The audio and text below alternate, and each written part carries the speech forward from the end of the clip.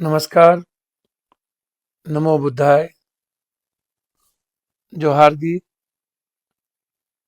अस्सलाम वालेकुम। एक बार पुनः होली की शुभकामनाएं और रमजान की मुबारकबाद। मुझे समझ में नहीं आया, होली में तो लोग दुश्मन को भी गले लगाते हैं। होली में सब अपने हो जाते हैं। होली एक ऐसा पर्व है जहां अहंकार का, ईर्ष्या का, नफरत का कोई जगह ही नहीं बचता।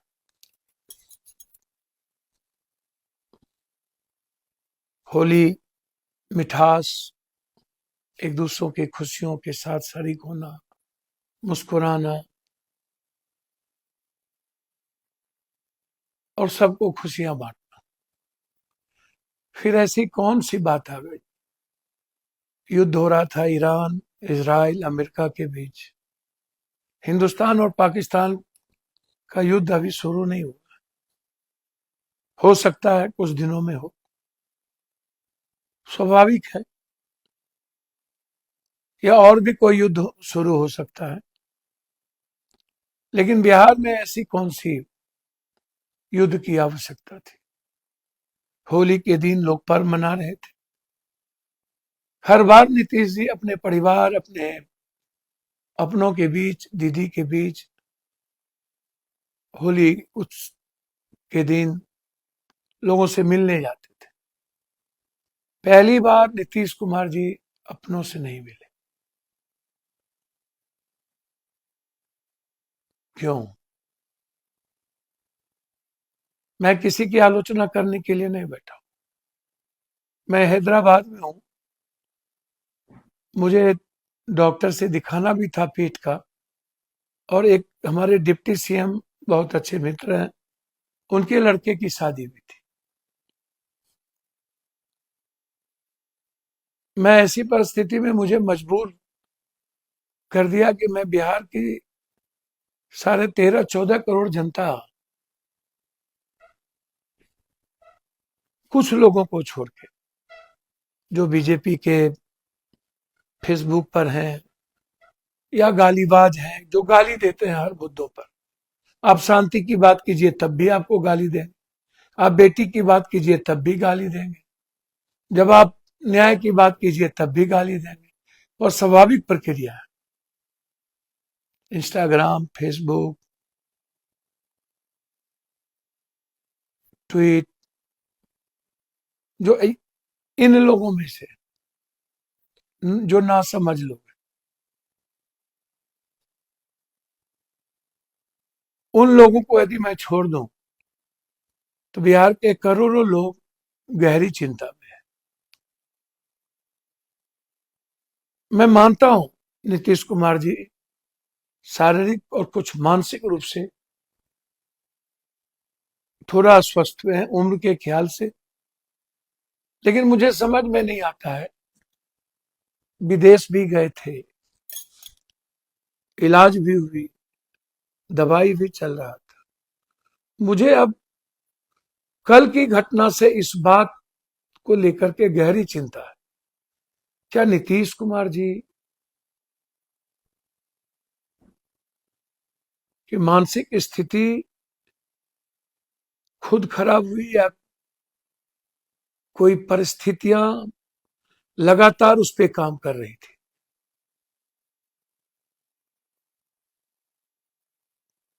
घर की वेदी लंका डाहे, कौन कौन लोग हैं आस्तीन के साथ, जो ऐसे समय में नीतीश कुमार जी के पीठ में खंजर भोंका है। आने वाले समय में उन्हें जनता माफ नहीं करेगी, सबको पता है। मैं नाम नहीं लूंगा, लेकिन मुझे शंका है। मैंने सब दिन कहा नीतीश कुमार जी मानसिक या शारीरिक रूप से कम, मानसिक रूप से थोड़ा ज्यादा। इसके पीछे कारण क्या है? मैं चाहूंगा कि इतने मेडिकल ट्रीटमेंट के बाद और दवाई चलने के बाद आखिर क्या कारण है कि नीतीश कुमार जी लगातार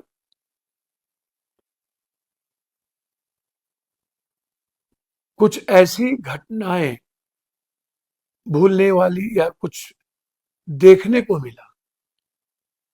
ये जांच का विषय तो है। मैं तो चाहूंगा ये जांच जरूर हो। नीतीश कुमार जी इतने परहेज करने वाले लोग, सात्विक लोग, मैं नहीं मानता कि वो इतने लंबे अस्वस्थ हो सकते हैं। बिहार के सबसे लंबे मुख्यमंत्री रहने के बाद और भरोसेमंद, आज भी जो व्यक्ति मानसिक रूप से थोड़ा कमजोर हो, वह बिहार में जितने नेता और दल हैं उनसे फिर भी बेहतर है। जिन लोगों का शारीरिक मानसिक मजबूत है वह तो डिरेल्ड है। वो लोग, उन लोगों का तो दिल भी नहीं है। कौन होंगे मुख्यमंत्री मुझे तो नहीं दिखता। मुझे तो दूर दूर तक नहीं दिखता है कि नीतीश कुमार की भरपाई वर्तमान समय में हो पाए। स्वभाव से विनम्र, सरल, ना बहुत आलोचना, ना ही प्रतिक्रिया, ना ही वाचाल, ना ही बहुत अहंकार। बिल्कुल चाणक्य की तरह राजनीतिक परिपक्वता के साथ बिहार के विकास और प्रगति और आवाम के बारे में गहरी चिंता। वो अलग बात है कि सरकार, केंद्र ने बहुत सपोर्ट नहीं किया। विशेष राज्य के दर्जा से लेकर के खजाना खाली हुई, जिसमें बहुत दिक्कत हुई। केंद्र का सहयोग बहुत नहीं मिला। फिर भी अपने बदौलत बिहार के टैक्स और बिहार के कई पैसों से नीतीश कुमार जी ने एक मजबूत और अच्छा प्रयास किया बिहार के सर्वांगीण विकास में।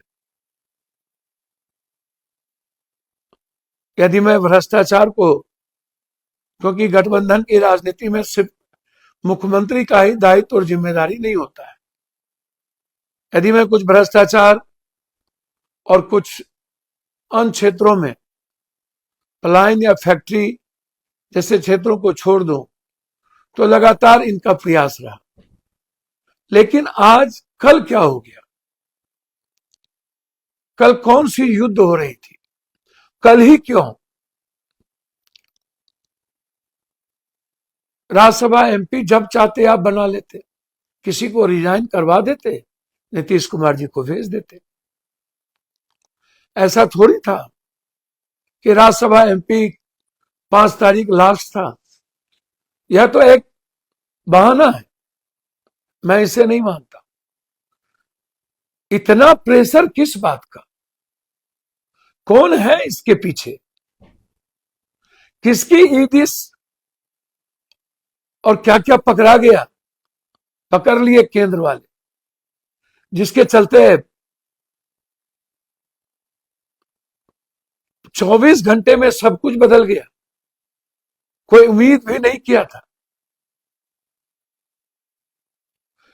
मैं आपसे पूछ रहा हूं, जो लोग आज बिहार में हैं, क्या नीतीश कुमार से बेहतर इंसान अभी अभी, फिर मैं ये नहीं कह रहा हूं कि आगे नहीं होगा, क्या अभी प्रेजेंट में आपको दिखता है? और मुझे तो एक बात समझ में नहीं आती, जब 45-42 सीट थी तब तो नीतीश कुमार को का कोई कुछ नहीं बिगाड़ पाए। आज 85 सीट रहने के बावजूद नीतीश कुमार जी को अपनों ने ही खता कर दी। गैरों में तो ये दम नहीं थी। जो नीतीश कुमार जी को खत्म करना चाहते थे राजनीतिक रूप से, वो नहीं कर पाए। ये अत्यंत पिछड़ी जाति और ओबीसी को इतना तकलीफ किसने दिया? और क्या कारण है, और कौन इतना उतावलेपन में? सरकार तो बीजेपी गठबंधन की थी, फिर बीजेपी का मुख्यमंत्री हो, इसकी क्या आवश्यकता थी? काहे? क्योंकि आपको पता है कि आप बंगाल चुनाव हारेंगे, बाद में यह दिक्कत होती, बाद में नीतीश कुमार जी को मनाना दिक्कत होता, या वो वक्त गलत होता। होली के दिन इतनी नफरत क्यों? होली के दिन पर्व का त्योहार था, यह सवाल है, सभी लोग पूरे देश में यह जानना चाहते हैं, होली के दिन क्यों? और नीतीश कुमार जी के लिए तो कोई मायने नहीं रखता। अच्छा, एक बात बताइए, हमको कोई कहे कि लोकसभा विधानसभा छोड़ के विधान परिषद या राज्यसभा जाए, तो हमको तो लोग 200 करोड़ रुपया भी देंगे तो नहीं जाए, और मुख्यमंत्री की कुर्सी छोड़ के तो कभी और इस जन्म में हम नहीं जाएंगे।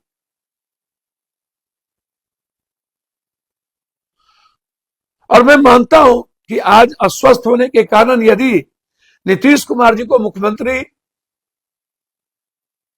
के दायित्व से हटना भी था तो जरूरी नहीं था राज्यसभा जाना। मैं नहीं मानता कि नीतीश कुमार जी ऐसा समझते, और आज ही जाना यह भी जरूरी नहीं था, 3 महीने के अंदर ही जरूरी नहीं था। जनादेश नीतीश कुमार के नेतृत्व में मिली, बीजेपी के नेतृत्व में नहीं, चाहे परिस्थितियां जो भी हो। 85 एमएलए रहने के बावजूद ऐसी कौन सी परिस्थिति आ गई, जरा आप हमें बताएं। ऐसा कौन सा युद्ध की परिस्थितियां आई कि नीतीश कुमार जी को हटना जरूरी था? मेरा मानना है ये बिहार के हित में नहीं है, और न ही उस वर्ग और समूह के हित में जिसके लिए कर्पूरी ठाकुर जी, जॉर्ज फर्नांडिस, रामविलास जी, लालू जी, नीतीश जी, ये लोग हमेशा चिंतित रहे। नीतीश जी तो बहुत चिंतित रहे, कर्पूरी जी की राजनीति की विरासत के साथ खड़े। आज उनके मन में शंका है।